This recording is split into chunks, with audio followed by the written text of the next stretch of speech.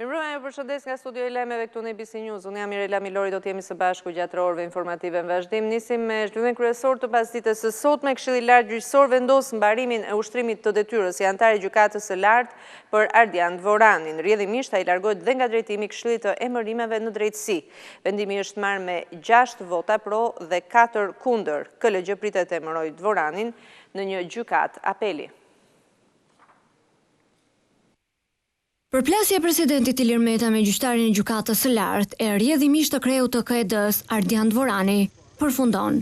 Këshilli i lartë gjyqësor vendosi përfundimin e ushtrimit të detyrës së Dvoranit në gjykatën e lartë, disa javë pasi mori letrën e kreut të shtetit. Që në 2014 Dvoranit i kishte përfunduar mandati kushtetues për të qëndruar në gjykatën e lartë, por deri më sot ai e ka ushtruar detyrën me argumentin për të siguruar vijshmëri funksionimit të gjykatës, pasi ky institucion ishte zbrazur.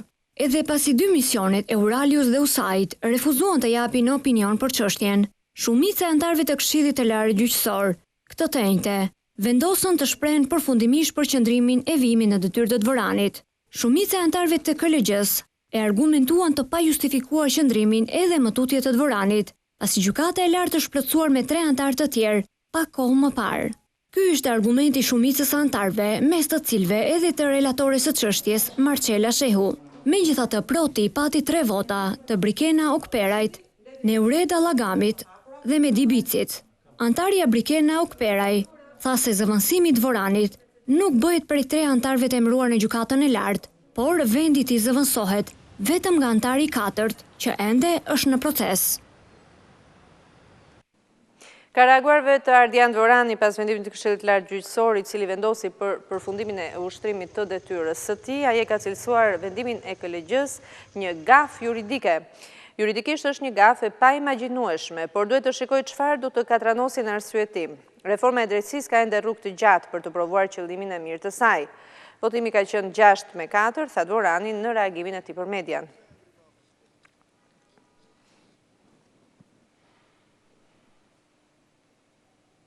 Dalemi në një tjetër zhvillim të ditës, shtyhet për të 6-ën herë seanca në gjykatën e posaçme të apelit për ish-ministrin e Brendshëm Sajmir Tahiri.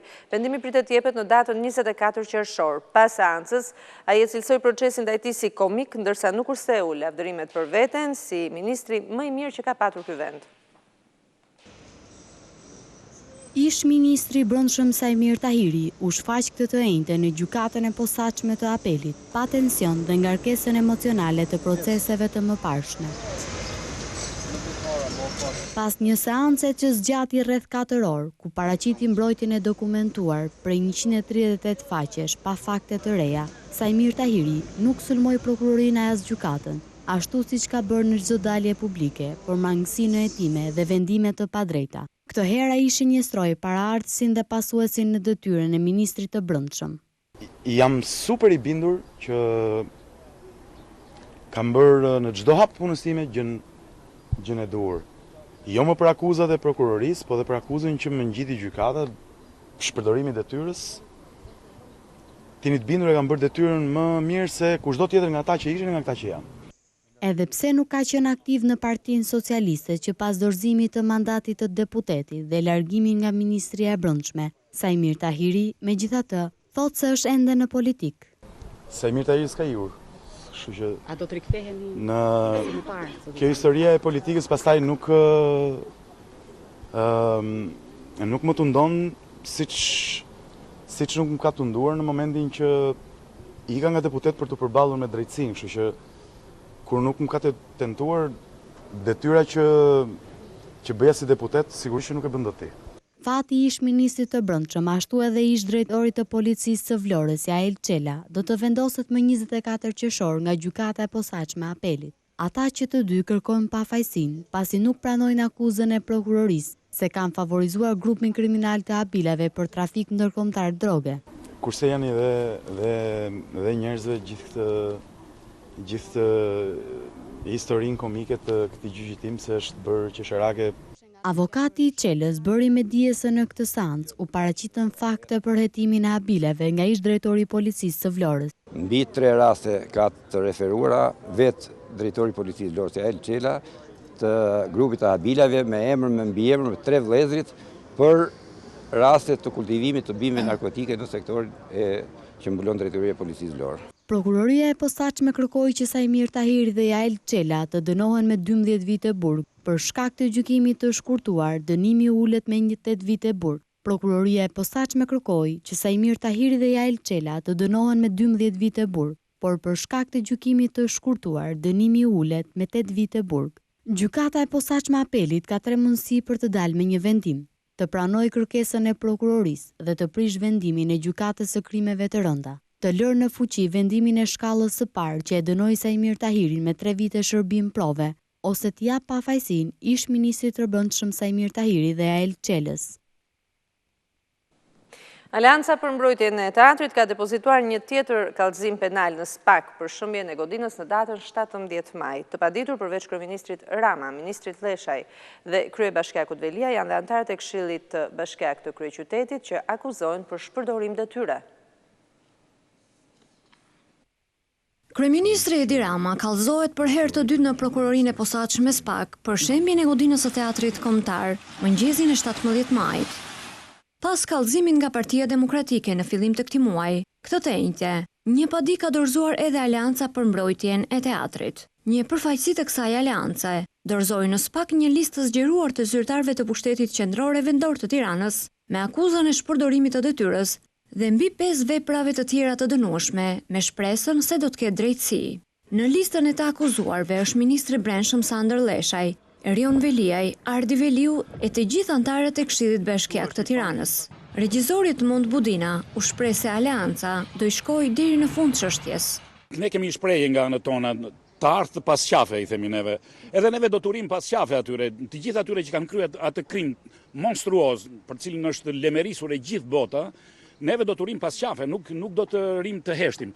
Pse e them këtë? E them këtë sepse këta gënjejnë nga mëngjesi në darkë. Domethënë, ju e keni parë se si kryeministri ka thënë forcat Renea nuk kanë qenë fare në teatr. Ndërkohë që ministri i Brendshëm thotë kanë qenë, po sepse kishim të dhëna për eksploziv. Tash neve themi, mirë mor zotri, shërbimin informativ, ku e kishte ti ministri i Brendshëm që kishte eksploziv? Pastaj si futej njerëz, si e shëmbe atë duke menduar se aty kishte eksploziv. Deri më tani janë depozituar 6 kallëzime penale për shembjen e godinës së teatrit kombëtar, në njërin prej të cilave edhe me akuzën për tentativë vrasjeje. Pronari i lokalit ku pati një shpërthim tritoli mëngjesin e sotëm deklarojnë policisë se nuk ka konflikte me askënd, nga shpërthimi pati vetëm dëme materiale. Konkurenca dyshohet të jetë shkaku i shpërthimit me tritol të ndodhur mëngjesin e kësaj të njëjte në një lokal në Tiranë, në pronësi të Arben Koçollarit. Ai u mor në pyetje me njëherë pas ngjarjes nga efektiv të komisariatit numër 2. Koçollari i tha grupit hetimor se nuk ka pasur kërcënime apo konflikte të mëparshme. Ka një komunikim në lidhje me Covid-19 kryeministri i vendit Edi Rama, e ndjekim. Rregullat thjeshta sa do të bezdisshme apo do e bëjmë si lopa kur thot populli, që i bie me shqel në kovës qumshit pasi e mbush. Nuk dua të bëhen fare i bezdisshëm dhe as përsëris ato që kanë përsëritur deri në mërzi për gjithë ju, por jam i shqetësuar, jam shumë i shqetësuar dhe dua që ta dini se nuk kam ndërmend të bëj se hirë se si shumë kush e ka harruar fare se armiku i padukshëm, po, armiku i padukshëm nuk ka ikur.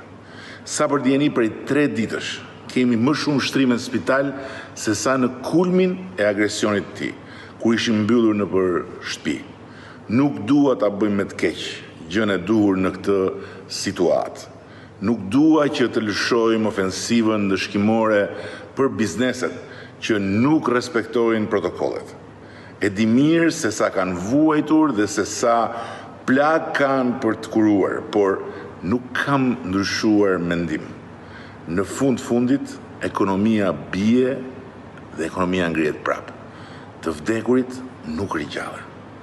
Nuk dua asnjë ndëshkime të jene vetmja rrugë edhe për qytetarët, që shfaqin me kaq moskokçarje harresën dhe indiferencën ndaj rrezikut real të rënies pre armikut padukshëm, pikërisht tani që jemi hapur. E di mirë sa kanë duruar dhe sa kanë kontribuar në këtë luftë, kur u detyruam të gjithë të hidhemi në mbrojtje brenda mureve të shtëpive dhe kur solidariteti i pashoq na nxori faqe bardh. Nuk dua as ta mendoj, ju më ta them fjalën karantinë përsëri dhe lëre pastaj të lëshojmë kushtrimin e rimbylljes. Por nëse vazhdojmë kështu dhe nuk ndryshojmë sjellje të gjithë urgjent, që sot më njëherë, dhe nëse numrat e të shtruarve vazhdojnë të rriten dhe rritet lartqof dhe numri i atyre që kanë nevojë për atë tubin e frymarrjes, atëherë me keqardhje, po realisht nuk do kemi çfarë të bëjmë. Dhe do duhet të rifillojmë nga e para, siç po ndodh fatkeqësisht në disa vende të tjera, edhe jo shumë larg nesh. Prandaj ju lutem, t'i thrasim mendjes të bëjmë gjën e dur për familjen tonë, për njëri tjetrin, për Shqipërinë. E kemi vetë në dorë. E keni vetë në dorë. Secili prej nesh e ka në dorë që të bëjë gjën e dur dhe të gjithë bashku duke bërë gjën e dur, të shikojmë përpara, të ringrihemi shpejt, të shërohemi nga plagët dhe të bëjmë atë që na takon. Ishte komunikimi kryeministrit Edi Rama, një paralajmërim për situatën, nuk duat mendoj fjalën karantinë dhe aq më tepër të aplikoj atë, por nëse situata dhe numri i të shtruarve shtohet, atëre duhet të bëjmë gjën e dur. Ju ka bërë thirrje të gjithëve që në mënyrë urgjente të respektojnë masat e distancimit social, masat e tjera të cilat janë thënë në lidhje me parandalimin dhe mos përhapjen e COVID-19-s. Duhet eksploruar në fakt se situata ka një dinamik të rritur. Ditën e sotme, për shembull, janë shënuar 44 raste të reja, 22 prej të cilëve në Tiranë. Është e disata ditë që shifra e të prekurve është më e lartë sesa në kulmin e epidemisë në vendin tonë.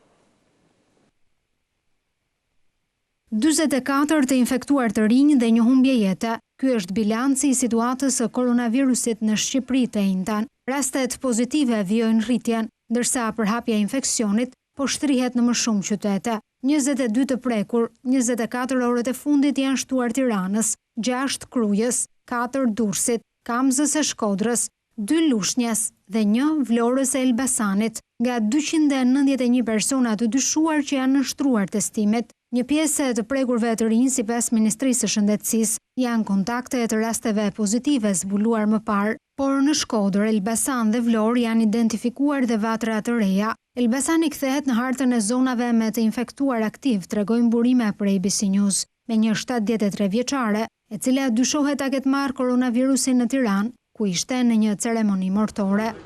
Në kryeqytet, institucioneve me raste pozitive i është shtuar dhe Fondi i Sigurimit të Detyrueshëm të Kujdesit Shëndetësor. Pak ditë më parë, 2 drejtorë u konfirmuan me koronavirus, ndërkohë që punonësit po ju nënshtrohen testimet.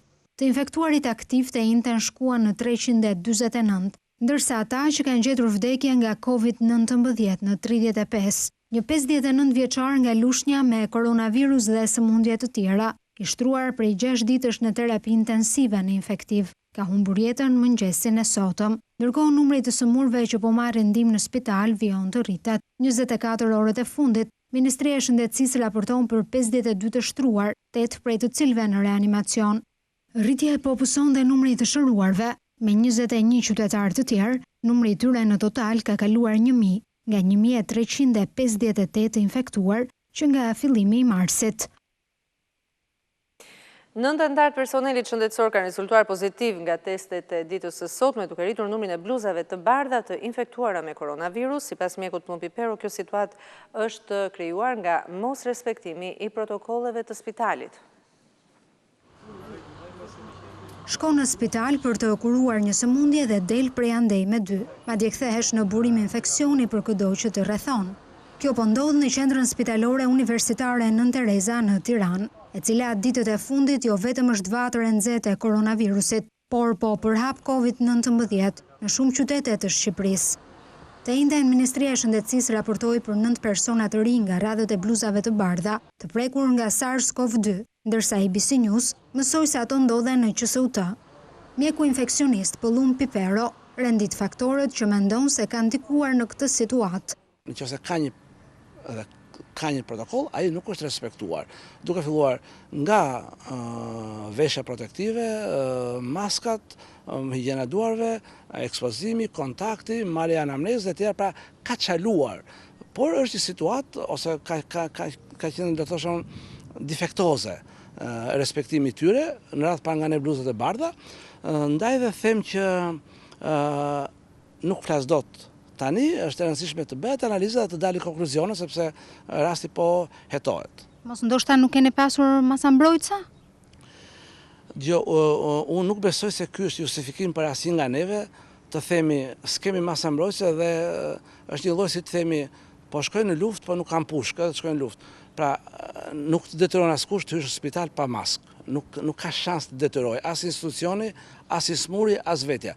Pra unë e mendoj përgjegjësi personale. Autoritetet nuk kanë deklaruar numrin e saktë të personelit shëndetësor me koronavirus, por burimet thanë për abcnews se të paktën në 6 shërbime spitalore ka personat infektuar.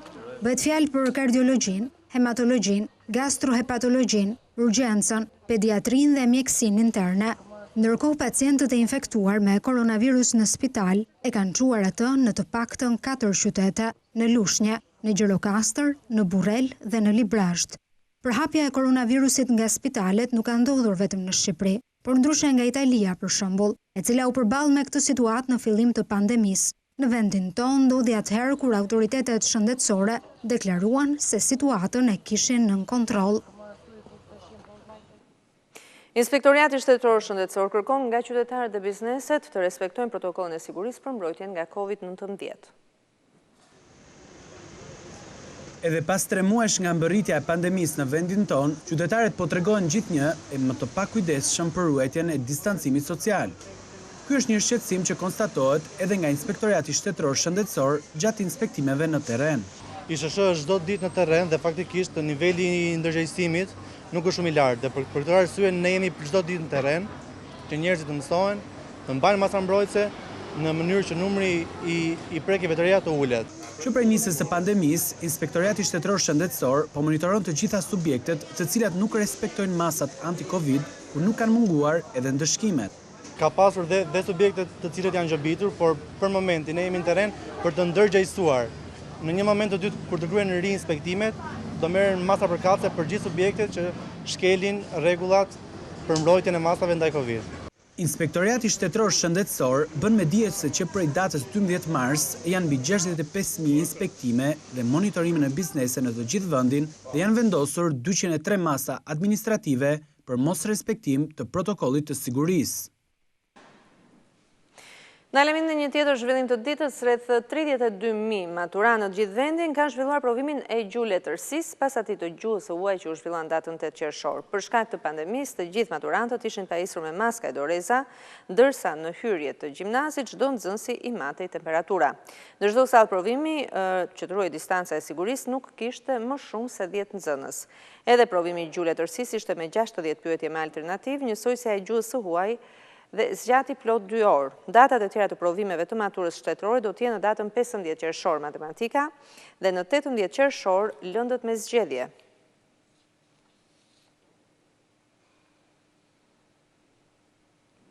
Ish-deputeti i Partisë Demokratike Luciano Boçi është i bindur se matura shtetërore do të prodhojë pabarazime mes maturantëve për shkak të mënyrës së formulimit të testit.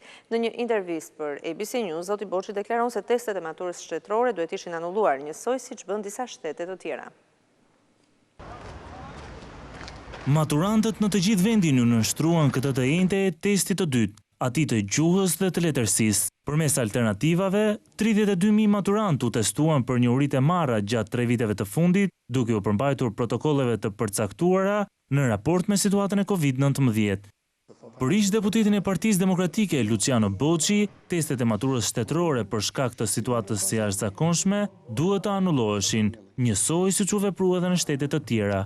Ka mbrojtur idenë e mos dhënies provimeve të maturës, por ja që ky vendim i dërgoi maturantët në sallat e shkollave, cilat nuk plotësojnë standardet europiane të shkollave të shëndetshme, dhe rreziku i përhapjes koronavirusit ishte dhe është i madh dhe rezultatet e fundit e dëshmojnë edhe këtë alarm dhe shqetësim tonin. Vendet fqinje, Italia, ose vendet tjera, që si Anglia, morën vendimin e mosdhënies provimeve të maturës të gjitha niveleve të provimeve përmbyllëse në sistemin parauniversitar, duke shënuar një notë parashikuese në bazë të vijimësisë që nxënësi ka për gjatë viteve, 3 viteve, 4 viteve. Boçi flet për rrezikun që testet e maturës të prodhojnë pabarazi të theksuara mes maturantëve në ambicien e tyre për të hyrë në universitet. Pra jemi në kushtet e një mature të bërë me forcë, pak a shumë me dhunë, por të një mature krejt formale e cila nuk pasqyron ose nuk konkludon përgatitjen e saktë të nxënësve. Rezultatet do dalin krejtësisht formale, thash diferencat nuk do ekzistojnë dhe ndodh dhe ajo pjesa tjetër e mos meritës nxënësve që nuk kanë performuar mirë për gjatë 4 viteve, por që rastësia e ndimave pa esap, pa kufi që jepen në klasë, e lehtësisë testeve, të bëjë që notat jenë uniforme dhe në pas kjo të ashpërsoj garën në mënyrë të padrejtë për pranimet në universitete. Ish-deputeti kujton se Ministria e Arsimit dështoi me mësimet online dhe tashmë po i detyron maturantët që çdo 3 ditë të testohen për njohuritë e tyre. Nga një anë kemi një situatë shumë të rënduar, stresante për maturantët, dhe nga ana tjetër kemi një proces të keq administruar. Faktet e keq administrimit kanë dalë, jo vetëm e kam fjalën për protokollet e sigurisë që nuk janë respektuar, mënyra e komunikimit të ndihmave abuzive që mund të jipen në salla janë denoncuar për gjatë provimit të anglishtës dhe sigurisht do kemi edhe denoncime të tilla. Javën e ardhshme pritet edhe përmbyllja e ciklit të testeve të maturës shtetërore me provimin e matematikës në 15 qershor dhe ato të lëndëve me zgjedhje në 18 qershor. Komisioni Europian u rekomandon 27 vendeve anëtare të hapin kufit e jashtëm të Unionit dhe në një korrik për Shqipërinë dhe vendet e tjera të Ballkanit Perëndimor. Situata epidemiologjike lidhur me pandeminë e koronavirusit në vendet e këtij rajoni është e njëjtë ose më e mirë sesa në Bashkimin Evropian. Komisioni Europian i rekomandon 27 vendeve anëtare të Bashkimit Evropian të rihapin kufijtë e jashtëm për qytetarët e vendeve të Ballkanit Perëndimor prej një korrikut. Rekomandimi specifik për vendet e Ballkanit Perëndimor është pjesë e rekomandimit të Komisionit Evropian për rihapjen e kufive të jashtëm me 170 vende të treta prej një korrikut. Për ekzekutivin Evropian nuk duhet ketë një shtyrje tjetër të kufizimeve për udhëtimet jo esenciale drejt Bashkimit Evropian përtej datës 30 qershor. Afati i rihapjes së kufive të jashtëm shtyhet aktualisht nga 15 qershor deri në 30 qershor. And that will end on Monday.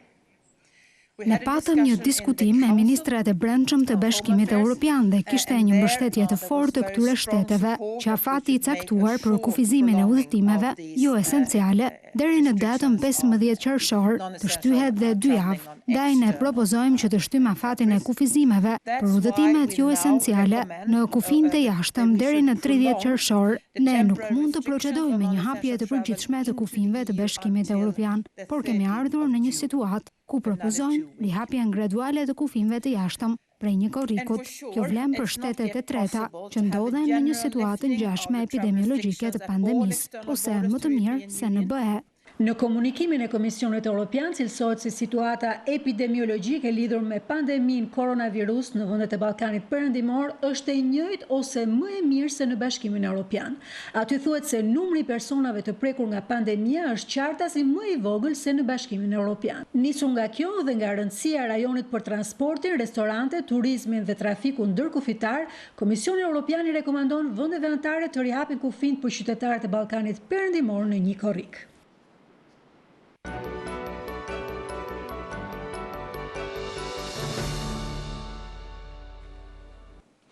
Kryetari i Partisë Demokratike Lulzim Basha u takua sot me disa pronar të bizneseve të vogla të njësisë 4 në Tiranë. Ata i thanë se konsumi ka rënë, ndërsa u shprehën për taksa të larta. Me ardhjen e Partisë Demokratike në pushtet, Basha premtoi ulje të taksave për bizneset e vogla. Të ardhurat e bizneseve të vogla në kryeqytet janë përkeqësuar edhe më shumë si pasojë e tërmetit. E më pas të pandemisë së Covid-19, Basha takoi disa prej pronarëve të këtyre bizneseve në një sin katër në Tiranë, të cilët treguan për rënje të konsumit. Borxhet nuk po i lëm dot. Po. Çfarë? Unë jam, falqej. Çfarë? Jo. Çan nxjerr këtu, shkon vetëm për fatura, a? Çfarë thotë më? Vetëm faturë shtire. Si duket gjendja? Do. Ska të si pjerës. Para gjiro komplet, e? Se qofse nuk pushtetet biznesi, qofse nuk pushtetet sipërmarrja, ekonomia do shkojë drejt një fundit shpejt të dhimshëm. Një pronar u shpreh për taksa të larta ndaj biznesit të vogël. Si zgjidhje, Basha tregoi alternativën e PD-s, taks vjetore vetëm 0.5% për biznesin e vogël. Kur bëhet llogaria e darkës ose ditore e mbylljes, kryesisht dalim me humbje. Me humbje. S'të ngelet gjë për vete. As për fi. Sigurisht. Sa ka kjo situatë kështu? Po, paktën 2 vite e fundit ka qenë 2 vite e fundit. Po tani mbas tërmetit akoma ma dramatike. Edhe mas pandemisë. Sigurisht. Pra po ne ke qenë 40 milionë. Po ne me qenë 40 milionë, unë mund të kem xhiro, po nuk kam atritim, se unë kam fitimin 10%, 8%. Por ne 140 milionë do t'i gjithë biznes i vogël. Një taks vetëm, 0.5% e xhiros vjetore. Në këtë zonë të kryeqytetit, Basha takoi edhe banor që i treguan për përpjekjet e tyre për të gjetur punë. Jam veti 7, kam 5 kalamaj, kanë qenë zgjedhje 2013-ën, shive si kam thikat, vetëm për diramën, edhe sot më lejmë midis rrugë, me i barake, me i këto, këtë gjë nuk ja falin botë. I kam shku për punë, për çdo gjë i kam shku atje, kam thonë jo me mik, jo du 500 euro, unë s'kom buk shtëpi.